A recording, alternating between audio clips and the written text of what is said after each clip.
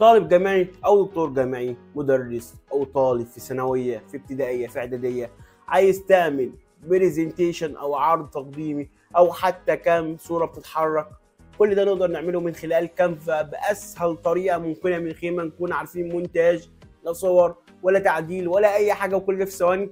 ده فيديو النهارده وانا عبد الرحمن ياسر، ويلا بينا الفيديو على طول.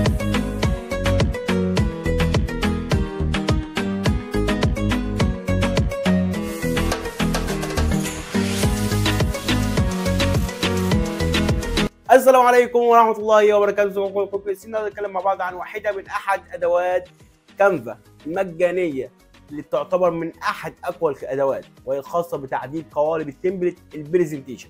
ازاي نعمل برزنتيشن سهله وبسيطه زي اللي شفناها في اول الفيديو. الموضوع سهل وبسيط. عشان نعمل برزنتيشن الموضوع اسهل منه مفيش، بدل ما تروح تتعب وتعمل في الباوربوينت او تدور على موقع وما الى غيره، بنعمله في الكانفا بطريقه سهله جدا وبسيطه في خطوه واحده.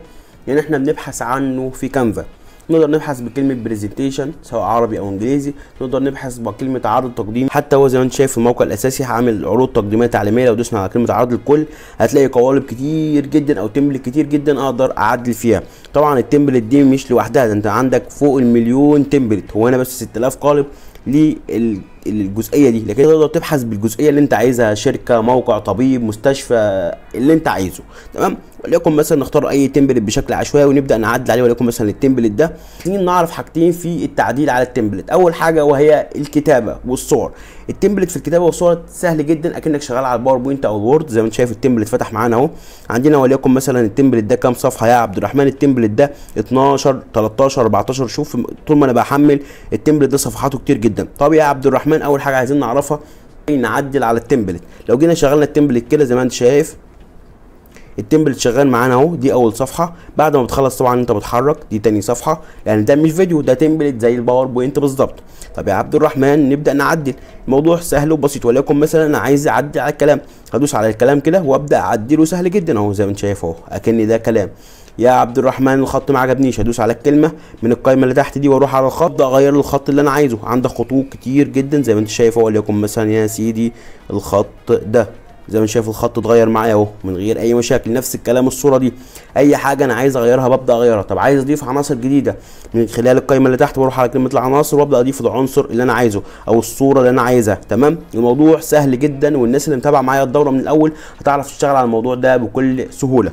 خلاص عدلنا القالب بتاعنا وعرفنا ازاي نشتغل عليه. عندنا حاجتين. اول حاجه لو احنا عايزين نحط صوت، ممكن نحط صوتنا احنا واحنا بنتكلم كده، او ان احنا نحط صوت بالذكاء الاصطناعي. وعلشان نحط صوت بالذكاء الاصطناعي الموضوع سهل جدا، انا شرحته في فيديو منفصل هتلاقيه في الدوره بتاعتنا، تقدر تروح تشوفه بكل سهوله.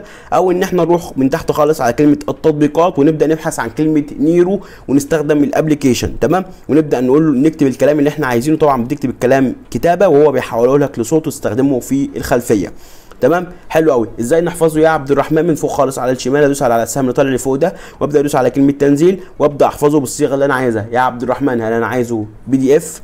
هل انا عايزه بي بي تي اكس؟ طب ايه بي بي تي اكس ده يا عبد الرحمن؟ اللي هو الباوربوينت، اللي هو مايكروسوفت باوربوينت. هل عايز انا احفظه فيديو كان يشتغل فيديو معايا؟ الصيغه اللي انا عايزها ببدا احفظ بيها من غير اي مشاكل، سواء بي دي اف، بي بي تي اكس اللي هو قلنا الباوربوينت، او فيديو ام بي 4. ببدا احدد الصفحات اللي انا عايزها. كده نكون عرفنا ازاي نعمل مع بعض البرزنتيشن بالذكاء الاصطناعي من غير ما نطول على بعض. في فيديو النهارده انا عبد الرحمن ياسر. ما تنساش تعمل لايك وسبسكرايب وكومنت برايك، ولو عندك اي سؤال تحت في الكومنتات. سلام.